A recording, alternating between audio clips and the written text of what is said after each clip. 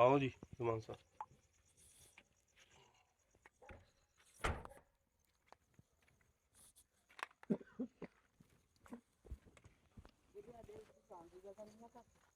अम्मा जी सलाम अलैकुम, की हाल चाल आ?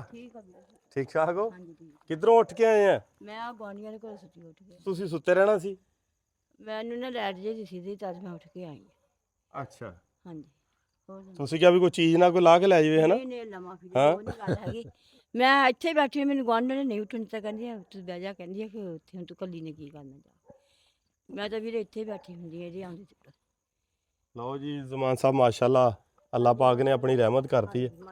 ਕੰਧ ਦੇਖੋ ਜੀ ਮਾਸ਼ਾਅੱਲਾ ਉੱਤੇ ਪਹੁੰਚ ਗਈ ਆ ਸਿਰੇ ਤੱਕ, ਤੇ ਸਾਹਮਣਲਾ ਮਾਸ਼ਾਅੱਲਾ ਬਰਾਮਦਾ ਵੀ ਬਣ ਗਿਆ ਆ।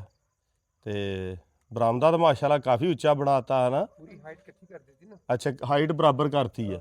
ਤੇ ਇਹ ਤੁਸੀਂ ਇਹ ਖੁਦ ਹੀ ਕਹਿ ਕੇ ਕਰਵਾਇਆ ਇਦਾਂ ਛੋਟੇ ਰੁੱਖ?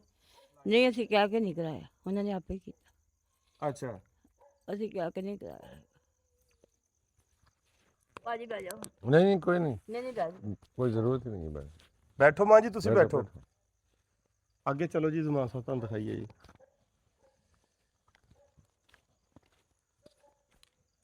बैठो। साइड तो लाइट का। ਇੱਕ ਮਿੰਟ ਜੀ ਮੈਂ ਲਾਈਟ ਚਲਾਣਾ ਜੀ।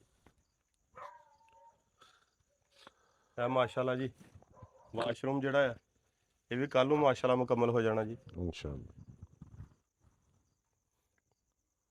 ਇਹ ਬਹਿਰੇ ਭਰੇ ਆ ਨਾ ਜੀ। ਇਹ ਪੰਪ ਲਾਤਾ ਜੀ, ਇਹ ਪੰਪ ਲਾਤਾ। ਇੱਥੇ ਖੁਰਾ ਬਣ ਜਾਣਾ ਜੀ। ਆ ਜਿਹੜੀ ਜਗ੍ਹਾ ਆ ਯਾਨੀ ਕੱਪੜੇ ਕੁਪੜੇ ਧੋਣ ਨੂੰ। ਇਹ ਹੁਣ ਬਰਾਮਦਾ ਵੀ ਆ ਤੇ ਨਾਲ ਕਿਚਨ ਵੀ ਆ। ਇਹਦਾ ਇਹ ਫਾਇਦਾ ਆ ਵੀ ਇਹ ਬਣ ਨੂੰ ਤਾਂ ਇਸ ਤਰ੍ਹਾਂ ਅੱਗੇ ਵੀ ਬਣ ਜਾਣਾ ਸੀ, ਲੇਕਿਨ ਇਹਦੇ ਵਿੱਚ ਉਹਨਾਂ ਨੇ ਬਜ਼ੁਰਗਾਂ ਨੇ ਖੁਦ ਹੀ ਕਹਿ ਕੇ ਕਰਵਾਇਆ ਵੀ ਇਹਨੂੰ ਇਸ ਤਰ੍ਹਾਂ ਕਰ ਦਿਓ ਵੀ ਇਧਰੋਂ ਬੰਦ ਵੀ ਨਹੀਂ ਕਰਨਾ, ਓਪਨ ਰਵੇ ਸਾਹਮਣੇ ਨੂੰ। ਆਓ ਤਾਂ ਜੀ ਵਿੱਚ ਜਾ ਕੇ ਦੇਖਦੇ ਵੀ। ਇਹ ਵੀ ਇੱਕ ਹਾਂਜੀ ਕਮਰਾ ਟਾਈਪ ਹੀ ਬਣ ਗਿਆ ਜੀ। आप फ्यूचर कमरा भी बढ़ा सकते हैं, ਹਾਂਜੀ किचन आगे बढ़ा सकते हैं। ਹਾਂਜੀ ਹਾਂਜੀ, ਇੱਕ ਦੀਵਾਰ ਹੀ ਵਿੱਚ ਕੱਢਣੀ ਹੈ ਜੀ ਤੇ ਕਮਰਾ ਬਣ ਜਾਣਾ। बिल्कुल। तो ये दो ही जीवन सिर्फ हमें वही है ना? ਹਾਂਜੀ ਹਾਂਜੀ, ਦੋ ਹੀ ਜੀ, ਦੋ ਹੀ ਜੀ। मियाँ बीवी बस? ਹਾਂਜੀ ਹਾਂਜੀ। कोई औलाद वगैरह? ਇੱਥੇ ਜ਼ਮਾਨ ਸਾਹਿਬ ਯਕੀਨ ਕਰੋ ਵੀ ਬੰਦਾ ਜਹੰਨਮ ਵਾਲੀ ਜ਼ਿੰਦਗੀ ਵਾਲਾ ਸੀਨ ਨਹੀਂ ਸੀ।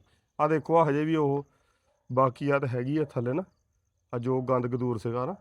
ਆ ਜਿੱਥੇ ਇਹ ਜਿਹੜੀ ਜਗ੍ਹਾ ਨਾ ਆਹ ਜਗ੍ਹਾ ਇਹਨਾਂ ਦੀ ਅਸਲ ਸੀ, ਇੱਧਰ ਨੂੰ ਆਇਆ ਸਾਈਡ ਨੂੰ। ਆ ਜਿਹੜੀ ਜਗ੍ਹਾ ਜੀ ਇਹ ਉਹ ਅੱਲਾ ਦੇ ਫਰਿਸ਼ਤਾ ਸਿਫਤ ਬੰਦੇ ਨੇ